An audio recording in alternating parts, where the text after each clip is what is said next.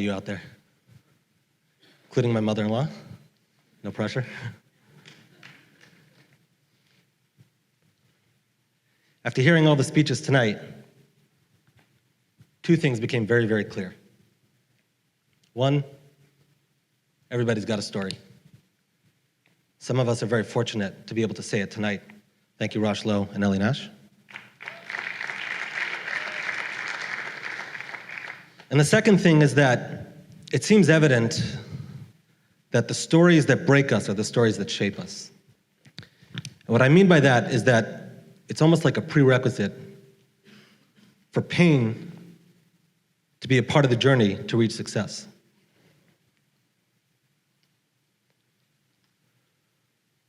And my story is no exception. Art, can you? Thank you. No! I would like to tell you how. And now it is Yud Cheshvan on a Wednesday. My name is Mendy Holtzman. Sixth grade, Rabbi Sort. Fifth grade English, and I'm very proud of that. I'd like all of you to... That was me, by the way. Thanks, Mayor. Appreciate it. Art, number 2, please. See that childish grin? That massive grin on my face? We grew up in Crown Heights, Brooklyn, ultra-Orthodox Jewish community, poverty, food stamps, a tiny Section 8 apartment for our large family of 8. But I still had that grin. I was a happy boy.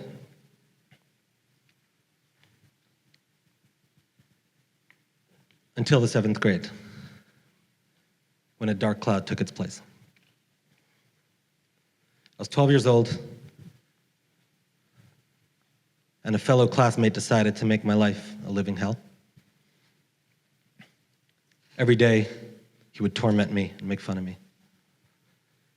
Whenever I opened my mouth to speak, he'd be there laughing at me.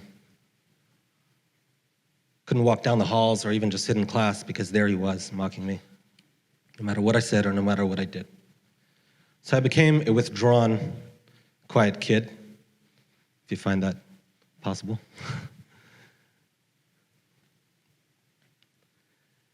I had a bad cough because I had asthma, and even when I would cough, he would just make fun of me. School became an unbearable place to go to. Most people complained about homework, strict teachers. I dreaded waking up every single day. I once stayed home for 8 days straight, telling my parents that I was sick.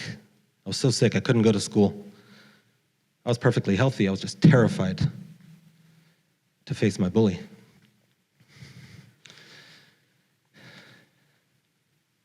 How pathetic is that? 8 days straight at home? So I devised a plan. The plan was that I was going to give him a Purim basket. For those of you who don't know, Purim is the holiday similar to Halloween where we exchange gift baskets to one another.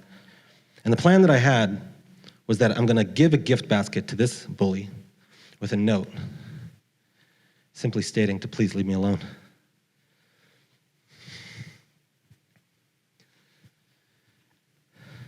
This went on for 2 really long years.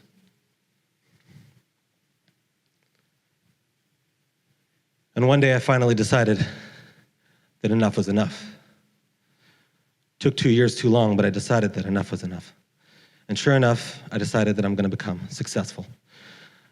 My tough past is not going to dictate my future. I took every job that I had, wanted to be successful in business. That would determine me as a human being, a somebody. Took these odd jobs, went from schlepping boxes, eventually worked my way up, managed a few high-end restaurants in Manhattan in the busy section. And then eventually I got married, moved to Miami, married to my beautiful wife, Dina. Art, can you show number 3? I know she's gonna kill me for this. I'm gonna sleep on the couch tonight. That's my wife, ladies and gentlemen.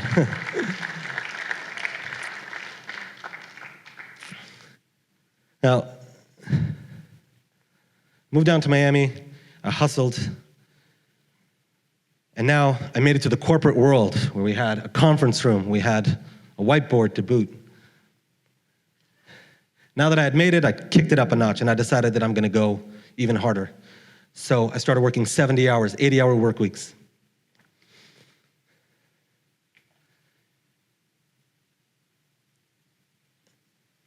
It came at a cost because my marriage started to suffer. My 4-year-old son at the time, my 2-year-old daughter, Eliza, Shirley, they didn't see daddy home anymore. I was working long days, coffee for breakfast, Red Bull for lunch. Art, can you show 3 and 4, please? Those are my kids.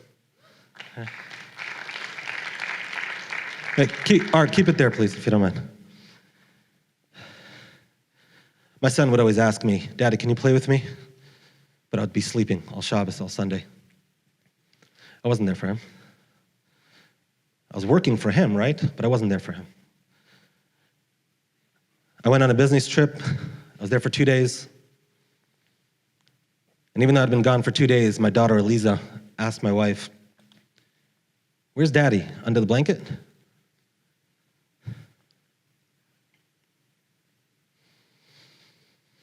My kids would call me every night and say, Daddy, I love you.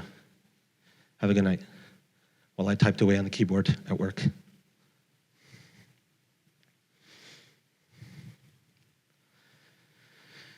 At least I'm kicking ass at work, right?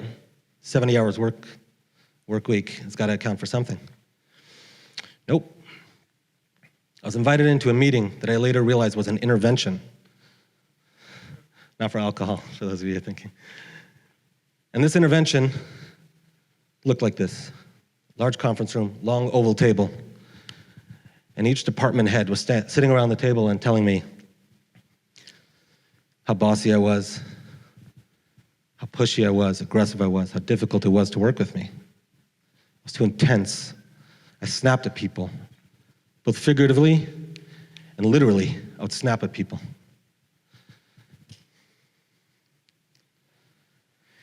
I was completely crushed.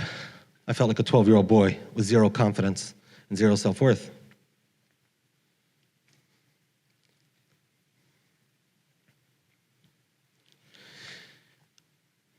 But the way that I responded was to persevere and push past. That was really tested a few months ago when I received a call from Ellie. There were thunderstorms, loud thunderstorms, and on my way back from a place that I actually never go to for a reason I never go for. And I got a call from Ellie that matches the weather. And in an icy voice, he asks me, Mendy, why did you make such and such decision?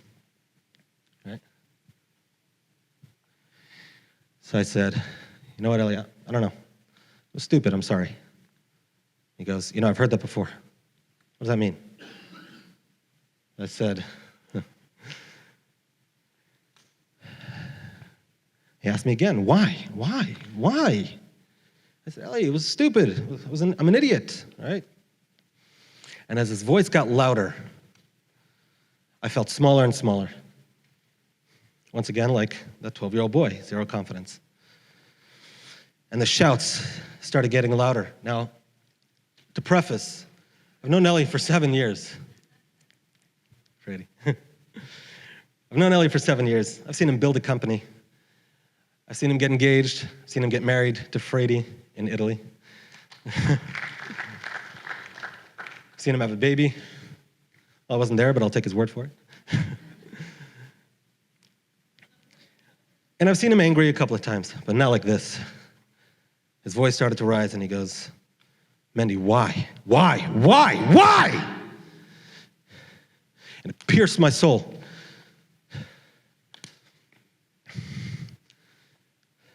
Already having very little confidence, I couldn't give him a reason. And he pushed and he pushed and he pushed until he started breaking me. I couldn't understand why my excuse of being an idiot. And he wouldn't leave me alone. I'm going to illustrate. Okay.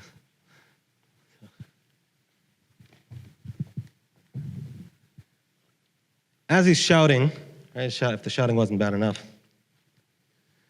I started to hear kicking and punching through the wall. And as I'm hearing the punching, I keep thinking, do I deserve this? Do I deserve this? Back when I was a kid, do I deserve this? I'm giving everything that I've got to this company. Everything. My wife, my kids, I put the company first. This is what I'm getting, and I hear the punches louder.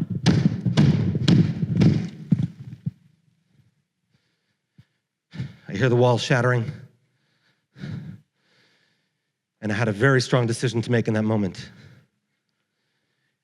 Am I going to continue southbound, home? Company was declining. I'd given it my best, and this is the treatment that I'm getting. I'll just go home, I'll hustle somewhere else, and I'll get a better job somewhere else.